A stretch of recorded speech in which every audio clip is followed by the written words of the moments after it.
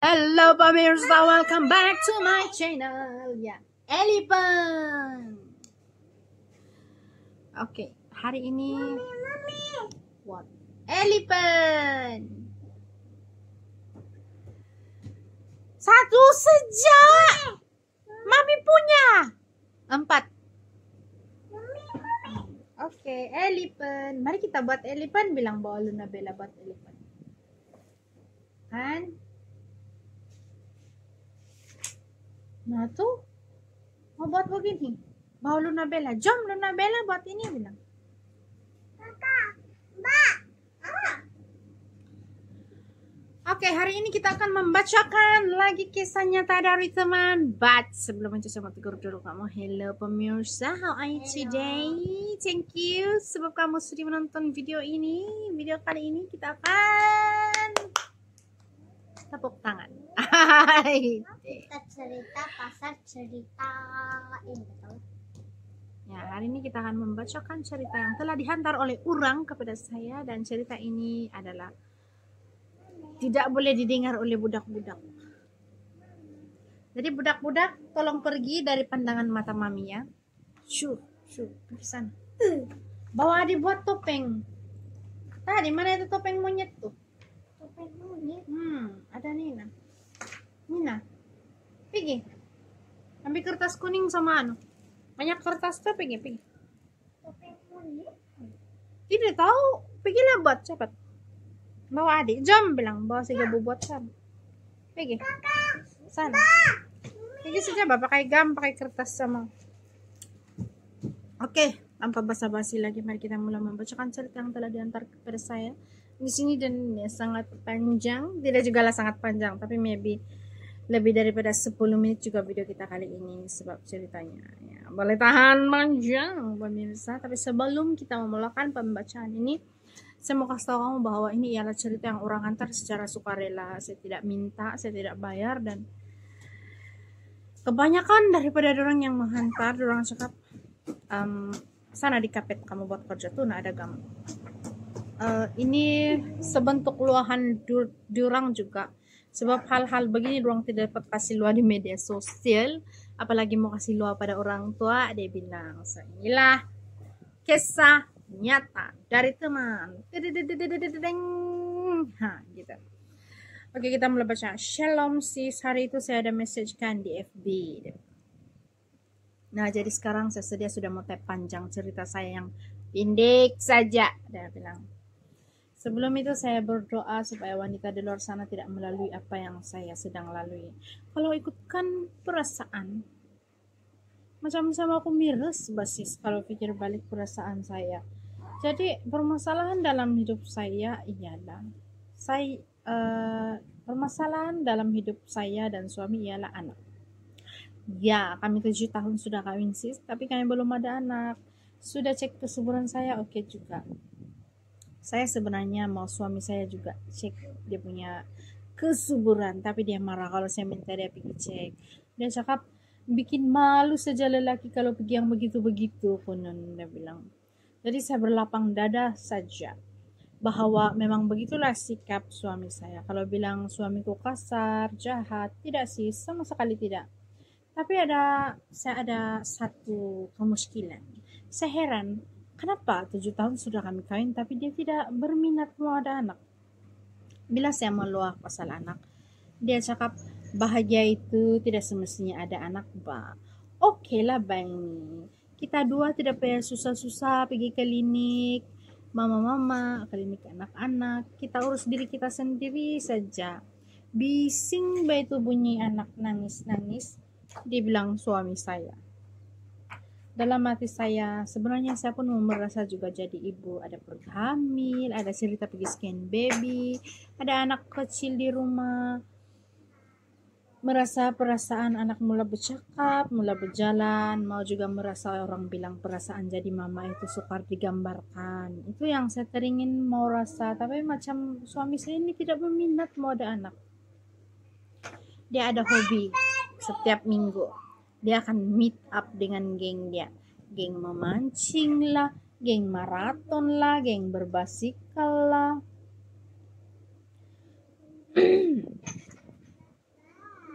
Mana sudah tadi?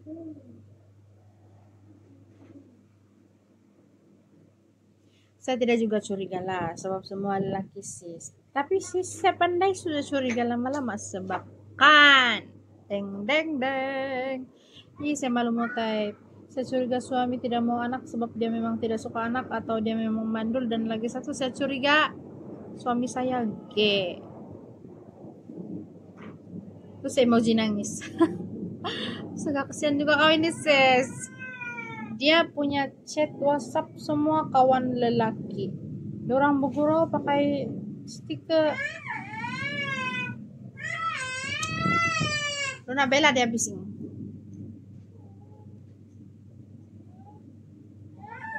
Diorang bergurau pakai stiker.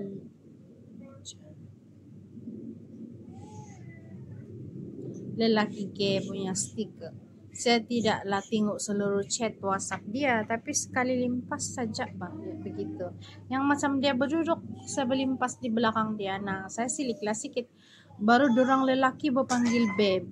Kenapa babe? Saya pernah tanya dia, tapi dia cakap perempuan boleh pun berpanggil cinta, sayang, darling. Kenapa kami tidak boleh bergurau begitu? Dibilang suami saya sis. Jadi macam saya pula yang overthinking, Mbak. Saya ada feeling begini sebab sebulan 2-3 kali saja kami itu, dia bilang. We know. Saya mau cerita mama saya tapi saya malu. Jadinya saya malu di sini. Sebab saya tahu etika sis dari awal ber-YouTube, sis tidak pernah bocor siapa yang cerita itu ini pada sis. Lupa mau kasih tahu. Saya sudah follow sis dari cerita seram Jumat lagi. Lama sudah tidak cerita seram Jumat sis. Rindu sudah mau dengar cerita hantu-hantu. Oh ya sis, sampai sekarang kami tiada anak. Suami saya masih on setiap minggu dengan kawan-kawan lelaki dia.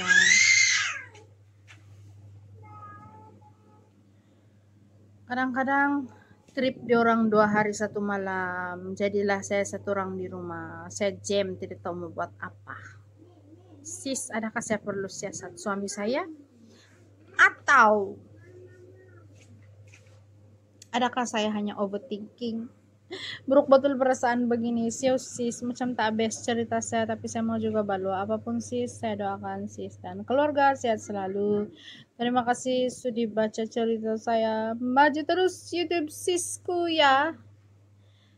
Thank you sis. Saya kira dari cerita ini kan,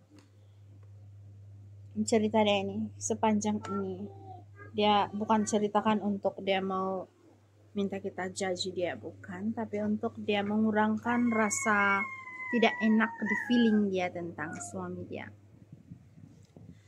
Saya boleh cakap ada 2 hal di sini. 1, tidak adil untuk si istri terus begitu 7 tahun sudah masih lagi dia ada usaha dari pihak suami dia untuk mau apa itu, macam mau pergi cek kesuburan kah, mau pergi jumpa dokter kah begitu.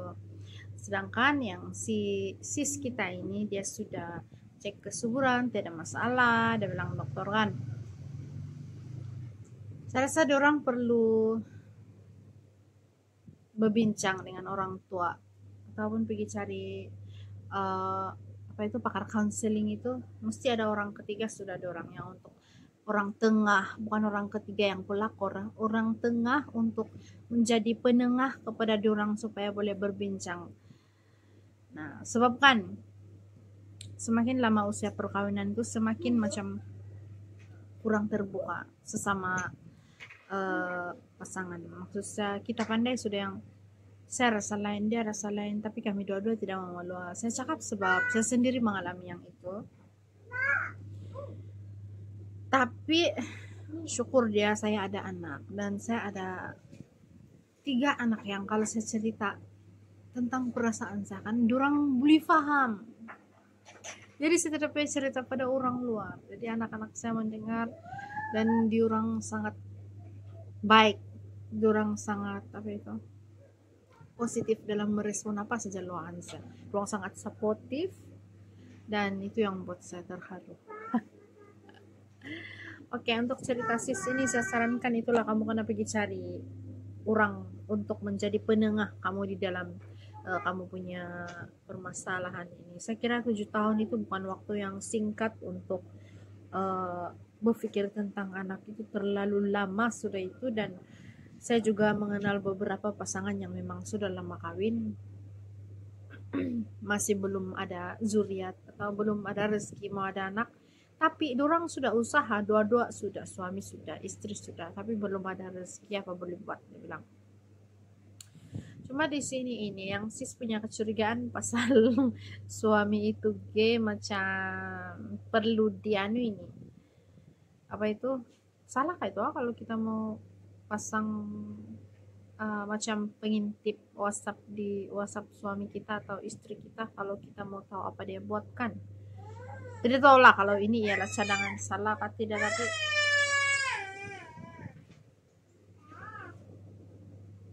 saya tidak pasti sama ada itu ialah tindakan yang diperbolehkan dalam undang-undang atau tidak. Tapi saya kira itu antara ikhtiar yang ramai orang buat sekarang. Satu ramai yang tertangkap, yang dorong ada pelakor ataupun ada lelaki dalam hubungan diorang itu, lelaki di antara pasangan suami istri yang macam tadi itu kan banyak yang kedapatan. Sekali dia tahu rupanya suami dia gay, sekali dia tahu rupanya istri dia lesbian, sekali dia tahu rupanya ada orang ketiga, begitu kan. Kebanyakan sebab diorang pasang itu aplikasi yang mengintip di WhatsApp kan. Jadi pikirkan juga itu sih. Tapi lagi disclaimer, ini saya kasih tahu sejak apa yang sedang terjadi di luar, dan saya tidak mencadangkan lah. Kalau sis mau buat, mungkin sis boleh tanya lagi orang lain sama ada itu ialah salah satu tindakan kriminal atau tidak. Sebab saya rasa macam yang hal inilah yang saya mix feeling. Adakah itu melanggar privasi seseorang dan boleh dibawa ke dalam isu undang-undang atau tidak, ataupun itu memang boleh dilakukan sebab kita ialah pasangan suami istri yang sah. Kalau kamu lawyer, kamu kasih tahu saya di bawah sebenarnya ini boleh dilakukan atau tidak. Oke? Seterusnya macam yang saya cakap tadi, kamu perlu orang di tengah sudah untuk kamu berbincang tentang isu ini. Oke sis? So itu saja kita punya cerita minggu ini, cerita kali ini. Thank you for watching. Apa? Ini bising saja ba ini orang ini. Oke guys, goodbye. Terima kasih sudah menonton. Siapa yang ada cerita kamu pilih saja, kasih tahu saya di page Facebook saya, di page Norinda Official. Jangan lupa like dan subscribe. Dia bilang Seluna Bella. Oke, bye. Bye bye Bye. Bye. Apa ini? Goodbye bilang.